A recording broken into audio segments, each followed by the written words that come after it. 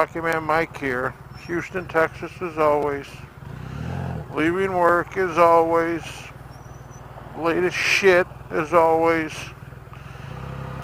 Bad day today. Sorry day today. Overall, sad day today. You know, I think this is the worst I've felt about a public incident since 9/11.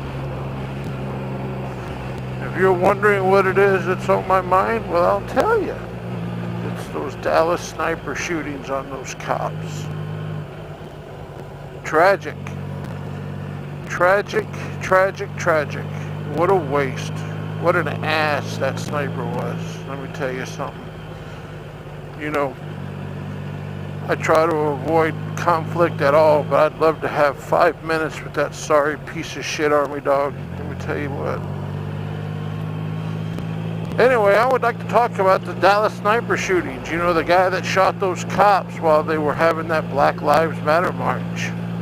And you know, I don't know what his reason was or what he thought his reason was, but I'm just going to say first off, the guy was a fucking coward.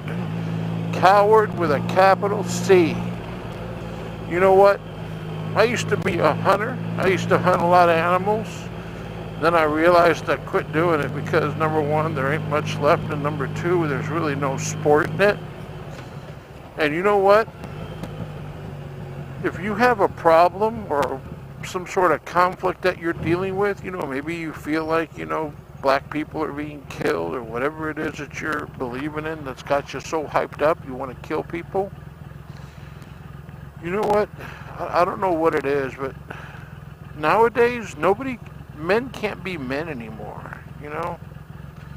They gotta weasel away, sneak into some tower somewhere and take pot shots at helpless cops that are just trying to work security on a peaceful riot. I mean, anybody can do that. A freaking fifth grader can do it. Doesn't make the shooter a hero, and it definitely doesn't make him right. Makes him a coward. Because he can't look the people that he wants to shoot in the face. He has to hide like a sneak thief behind things, aiming and shooting. That's a coward. A big coward. And you know what really bugged me the most, I think, is when I found out that he was ex-Army. Apparently he's a vet. And let me tell you something, as a veteran myself, I mean, that makes me sicker than anything. This guy fought for a country that obviously he believed in, or at least, you know, you would have thought that he believed in it, but you know what? He didn't. He didn't believe in shit. Guy has no morals, no values, no beliefs. That's why he threw his life away. But you know what, buddy? This is Texas, so just be prepared to ride the lightning because I guarantee you they're going to death penalty your ass. And the day that they do, 5 years, 10 years from now, I promise I'm going to fucking dance while they do it. Because what that guy did was a cowardly act, shooting those cops. Guys that are just doing their job, going into work.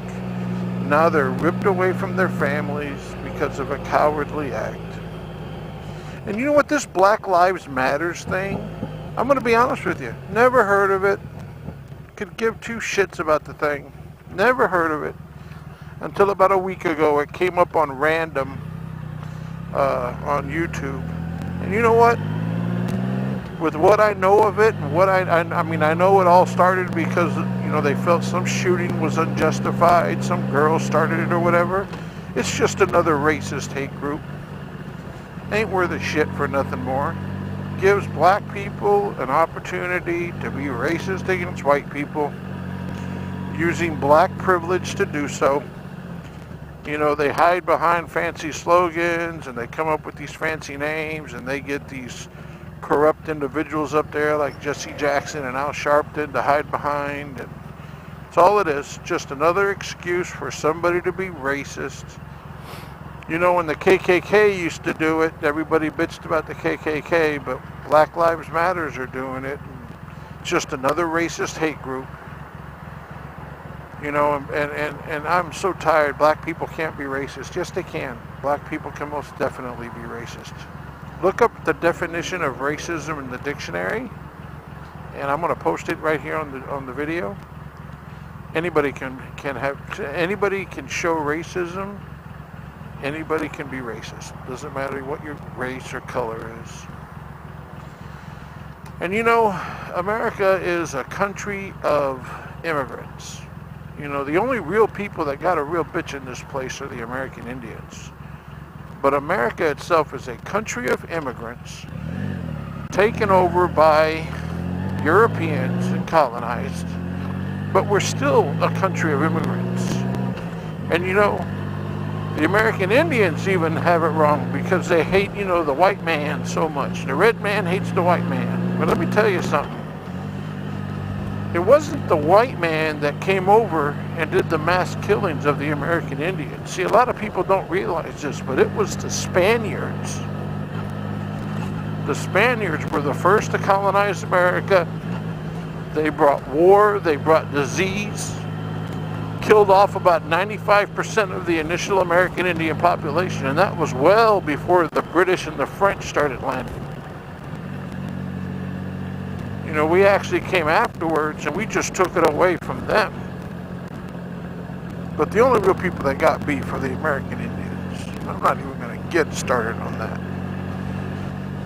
But you know, this guy that shot up these white cops, you know, he did so because he thought that he had a good reason. You know, I guess he thought that the Baton Rouge shooting was unjustified, or he thought that the Minnesota shooting was unjustified. And as an ex-cop, I'm going to be the first to say, at least the first that I know of, that the Minnesota shooting, from what I saw in the video, was definitely unjustified. I mean, yes, the guy in the car had a gun.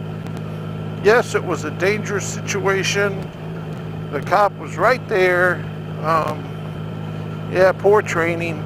That cop killed that guy because very poor training. He could have used position. As soon as he knew the guy had a concealed license to carry, or a license to carry a concealed weapon, excuse me, the cop should have positioned himself behind the driver's door, or the passenger's door, whatever side of the car he was on, so that even if the guy did pull the gun, he would have had to turn around and shoot him. Proper positioning was what that cop's fault was. That and poor judgment. You know, now whether or not he had racist intentions, you know, who the hell knows that, because no one's inside his head. So, you know, but yeah, that was a bad call. But you know, guys, regardless if the victim's black or white, red, brown, or yellow, whatever color you want to call it, you know, police officers have split seconds to make a decision. The average firefight involving a police officer and a suspect lasts about 3 seconds, with an average of 2 rounds exchanged, usually one from the cop and one from the perpetrator. So we're talking seconds that these cops have to make a decision. Now, you know, it's real easy to armchair quarterback. Everyone loves to armchair quarterback. That's almost like the next American epidemic, are people that armchair quarterback things and think that they know better on what they're seeing. But you don't know shit. You know, you could watch a boxing match, you know, and you're screaming, man, why doesn't that guy just throw a right hook? He's open for the right hook. Or why doesn't he just put his hands up and then counter? You know, it's easy to look at something and critique it and say this should be done and that should be done. But unless you're in that situation itself, you don't know shit. Nobody does. You know, the Baton Rouge shooting, well, you know, there was 2 officers on one, and the big officer was on top of him. So the fact that he was on top of him, why did he have to shoot him? You know, guys, a gun is a gun is a gun. It doesn't matter if you're shooting from below or above. If the bullet hits its target, there's going to be significant damage and or death. So if you're on top of somebody and you're getting control of somebody, that's probably the time that they're going to pull the gun, right? Because they're losing the fight. You know, the guy tried to run, the 2 cops tackled him, a wrestling match ensued. They were screaming over and over, stop resisting, stop resisting.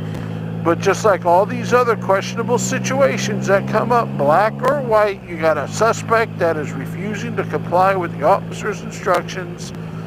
Somehow the gun comes up, which he shouldn't have had anyway, because it comes out that he's a freaking felon child molester, and Lord knows what else he had on his record, and the cop shot him. Okay? Now, would I have done the same thing if I was a cop? I mean, I don't know. I wasn't there.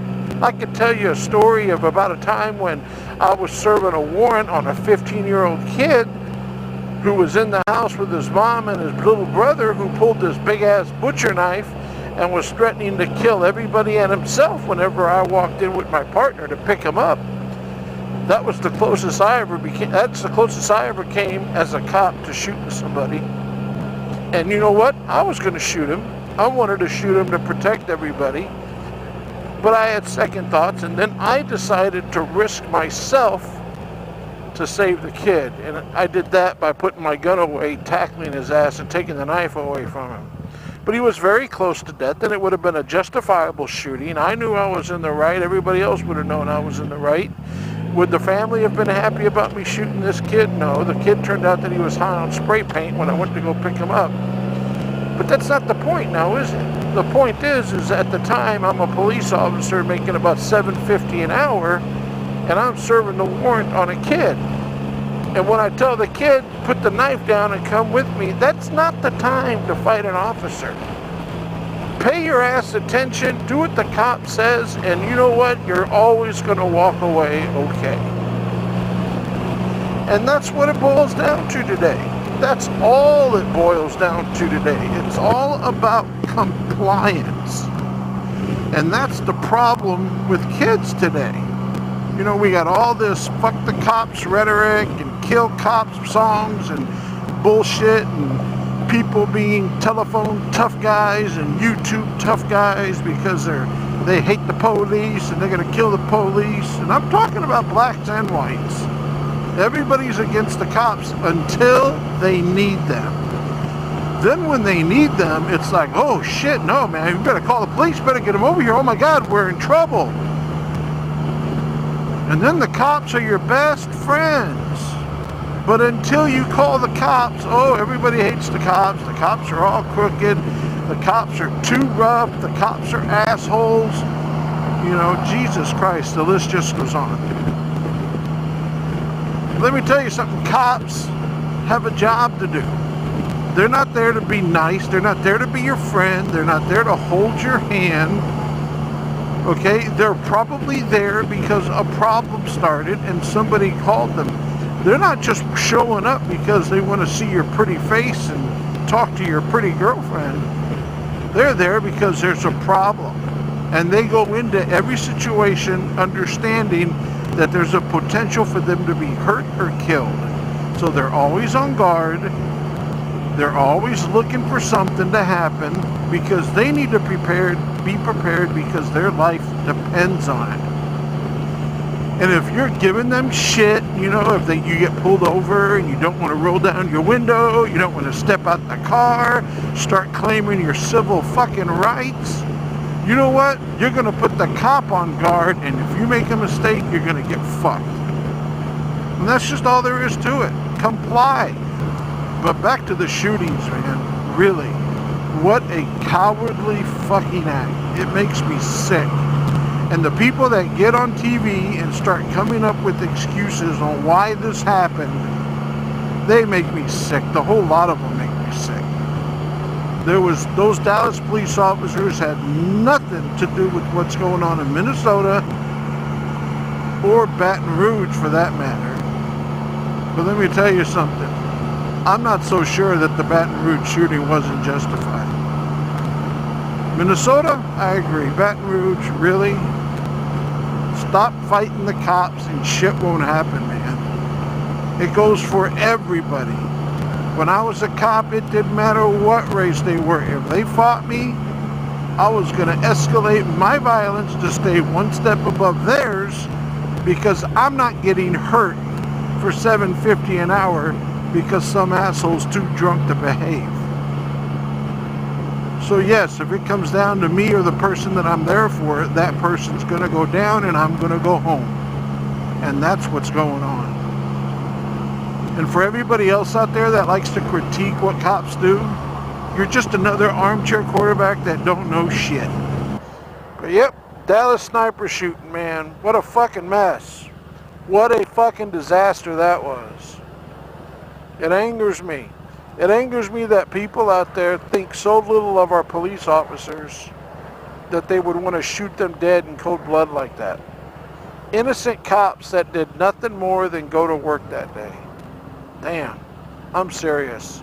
5 minutes with that asshole. I'd love to have it. I'd love to have it. Anyway, you guys take care now. Y'all have a good evening. Peace and love, man.